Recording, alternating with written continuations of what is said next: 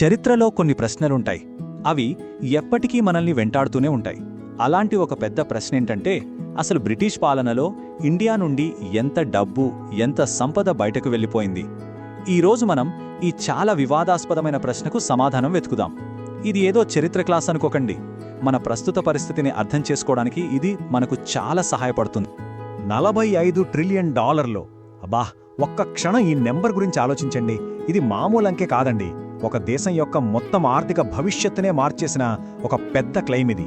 ఒకవేళ ఈ నెంబర్ నిజమే అయితే చరిత్రలోనే అతి పెద్ద ఆర్థిక దోపిడీ ఇదే అవుతుంది. మరి అసలు ఏంటి ఈ నెంబర్ వెనుకున్న కథ? అసలు బ్రిటిష్ వాళ్ళు మన దేశానికి రాకముందు మన పరిస్థితి ఏంటి ఊహించుకోవడానికి ప్రయత్నిద్దాం. అప్పుడు మనది పేద దేశం అస్సలు కాదు. ప్రపంచంలోనే అత్యంత ధనిక దేశాల్లో మనది ఒకటి. అంటే ప్రపంచంలో తయారయ్యే ప్రతి 4 వస్తువుల్లో ఒకటిక్కడే మన ఇండియాలోనే తయారయ్యేదంటే నమ్ముతారా? మన బట్టలు, మన సుగంధ ద్రవ్యాలు, వీటికి ప్రపంచమంతా ఎంత డిమాండ్ ఉండేదో తెలుసా? సరే, మరి ఈరోజు ఈ విశ్లేషణలో మనం ఏం చూడబోతున్నామంటే, ముందుగా ఈ 45 ట్రిలియన్ డాలర్ల క్లెయిమ్ ఏంటో చూద్దాం. ఆ తర్వాత అసలు ఈ సంపదను ఎలా తరలించారు, దాని వెనుకున్న పద్ధతులేంటి, ఈ నంబర్ మీదున్న వాదనలేంటి, అసలు ఈ లెక్క కరెక్టేనా కాదా, ఇంకా వాళ్ళు వేసిన రైల్వే లైన్లు లాంటివి, అవి నిజంగా మన మంచికా లేక దోచుకోవడానికా? చివరిగా ఈ చరిత్ర ప్రభావం ఇప్పటికీ మనపై ఎలా ఉందో కూడా చూద్దాం. ఓకే, మొదటగా ఈ 45 ట్రిలియన్ డాలర్ల క్లెయిమ్ ఏంటో చూద్దాం. ఇది ఏదో వ్యాపారంలో వచ్చిన లాభనష్టాల కథ కాదండి. ఇది చాలా సీరియస్ విషయం. ఒక దేశం యొక్క సంపదను ఒక పద్ధతి ప్రకారం సిస్టమాటిక్గా మరో దేశానికి తరలించారనేది దీని వెనుకున్న ఆరోపణ. దీన్నే డ్రెయిన్ ఆఫ్ వెల్త్ థియరీ అంటారు. అంటే సంపద తరలింపు సిద్ధాంతం. దీని ప్రకారం బ్రిటన్ దాదాపు 200 సంవత్సరాల పాటు ఇండియా నుండి సంపదను దోచుకుంటూనే ఉంది. ఆ డబ్బుతోనే బ్రిటన్లో ఇండస్ట్రియల్ రెవల్యూషన్ అంటే పారిశ్రామిక విప్లవం వచ్చింది. సరిగ్గా అదే టైంలో మన దేశం పరిశ్రమల పరంగా పూర్తిగా వెనటి వెళ్ళిపోయింది. ఈ టైం లైన్ ఒకసారి గమనించండి. ఇక్కడ కనిపిస్తున్నవి యాదృచ్ఛికంగా జరిగిన సంఘటనలు కాదు.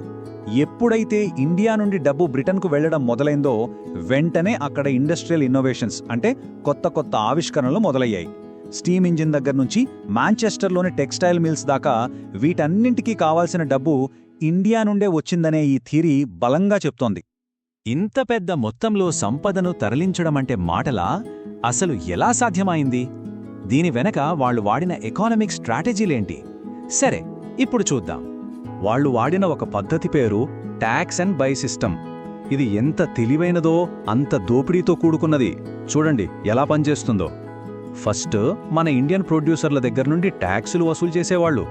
ఆ వచ్చిన డబ్బులో 3వ వంతు తీసి దాంతో మన వస్తువులనే అంటే కాటన్, టీ లాంటి వాటినే కొనేవాళ్ళు. అర్థమైందా? అంటే మన డబ్బుతోనే మన వస్తువులను కొని వాటిని బ్రిటన్కు ఫ్రీగా ఎగుమతి చేసేవాళ్ళు. అక్కడ ఆ వస్తువులను ప్రపంచమంతా అమ్మి వచ్చిన ఫారెన్ కరెన్సీ అంతా లండన్లో పెట్టుకునేవాళ్ళు. సింపుల్.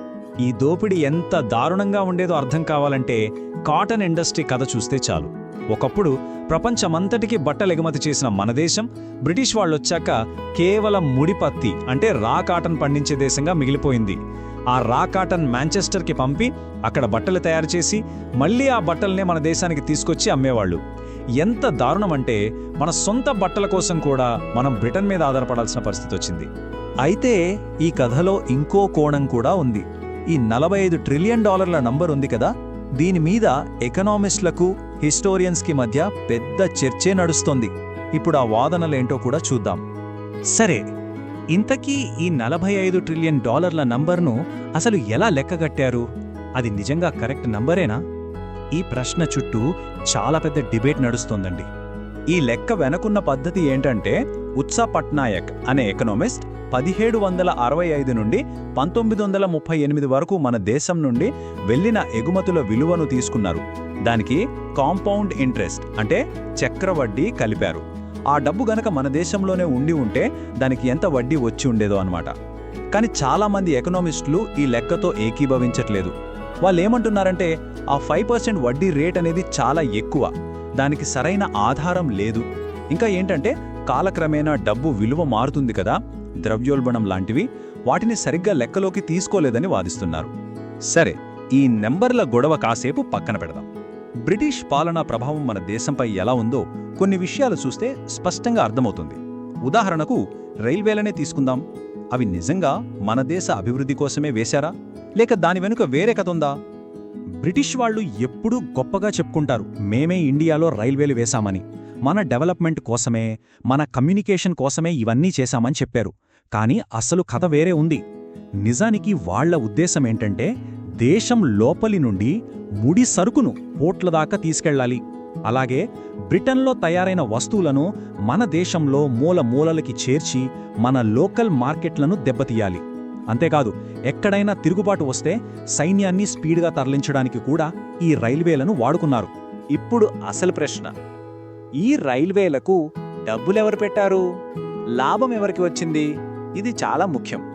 కన్స్ట్రక్షన్కి, దానికి కావాల్సిన భూమికి, నడిపితే వచ్చే నష్టాలకి అన్నింటికీ డబ్బు కట్టింది మనమే, అంటే ఇండియన్ ట్యాక్స్ పేయర్స్. కానీ లాభం మొత్తం ఎవరికి వెళ్ళిందంటే బ్రిటిష్ ఇన్వెస్టర్లకి, బ్రిటిష్ కంపెనీలకి.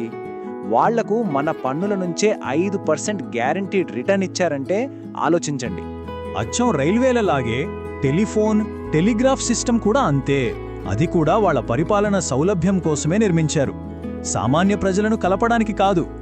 వాళ్ళ మిలిటరీ స్థావరాలను, వాళ్ళ వ్యాపార కేంద్రాలను కనెక్ట్ చేసుకోవడానికి దాన్ని వాడారు. అంటే అభివృద్ధి పేరుతో జరిగిన మరో దోపిడీ అన్నమాట. బ్రిటిష్ వాళ్లు వెళ్లిపోయి 75 ఏళ్లు దాటిపోయింది, కానీ వాళ్ల పాలన ప్రభావం ఇంకా మనల్ని వదలలేదు. ఇప్పుడు మనం ఒక ఆశ్చర్యకరమైన విషయం చూడబోతున్నాం. ఆ పాలన నీడ ఇప్పటికీ మన ఆర్థిక వ్యవస్థపై ఎలా పడుతోందో చూద్దాం. చూడండి, బ్రిటిష్ వాళ్ళు మన దేశాన్ని 2 రకాలుగా పాలించారు. ఒకటి డైరెక్ట్ రూల్, అంటే వాళ్ల అధికారులే నేరుగా పరిపాలించే ప్రాంతాలు. రెండోది ఇండైరెక్ట్ రూల్, అంటే స్థానిక రాజులు పరిపాలించేవాళ్లు, కానీ వాళ్లపైన బ్రిటిష్ వాళ్ల కంట్రోల్ ఉండేది. ఇది పరిశోధకులకు ఒక రకంగా ఒక న్యాచురల్ ఎక్స్పెరిమెంట్ లాగా ఉపయోగపడింది. ఇక్కడ నమ్మలేని విషయమేంటంటే, ఏ ప్రాంతాలైతే ఒకప్పుడు బ్రిటిష్ వాళ్ల డైరెక్ట్ రూల్లో ఉన్నాయో ఆ ప్రాంతాలు ఇప్పటికీ ఆర్థికంగా వెనకబడే ఉన్నాయట. ఆ జిల్లాల్లో ప్రైవేట్ ఇన్వెస్ట్మెంట్ కూడా చాలా తక్కువగా ఉంది. ఈ తేడా ఏమీ చిన్నది కాదు. డైరెక్ట్ రూల్లో ఉన్న జిల్లాల్లో ప్రైవేట్ పెట్టుబడులు సుమారుగా 8 నుండి 10% తక్కువగా ఉన్నాయి. దాని అర్థమేంటి? తక్కువ ఉద్యోగాలు, తక్కువ అభివృద్ధి, తక్కువ అవకాశాలు. అంటే వలస పాలన చేసిన గాయాలు ఇంకా మానలేదన్నమాట. మరి ఈ తేడాకు కారణం ఏంటి? ఇది కేవలం డబ్బు గురించి కాదు, హ్యూమన్ క్యాపిటల్ అంటే మానవ వనరుల గురించి. ఎక్కడైతే డైరెక్ట్ రూల్ ఉందో అక్కడ లోకల్ ఇండస్ట్రీలను పూర్తిగా నాశనం చేశారు. దాంతో ప్రజలు వాళ్ళ నైపుణ్యాలు కోల్పోయారు, వాళ్ళ ఆశలు చచ్చిపోయాయి. ఆ నిరాశ తరతరాలుగా కొనసాగి చదువు మీద, అభివృద్ధి మీద ఆసక్తి లేకుండా చేసింది.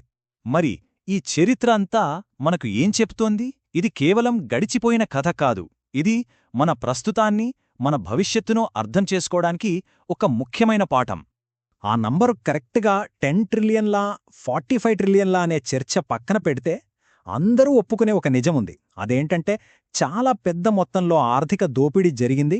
దాని ప్రభావం ఇప్పటికీ మన సమాజంపై ఉంది. చారిత్రక సత్యమనేది ఆ అంకెల్లో లేదు, అది మన నిర్మాణంపై చూపించిన ప్రభావంలో ఉంది. చివరిగా ఒక ప్రశ్న. ఒక దేశం తన చరిత్రలో జరిగిన నష్టానికి పూర్తి మూల్యాన్ని అసలు లెక్కించగలదా? ఈ ప్రశ్న చరిత్రలో జరిగిన ఆర్థిక అన్యాయాల ప్రభావం ఎంత లోతుగా ఉంటుందో మనల్ని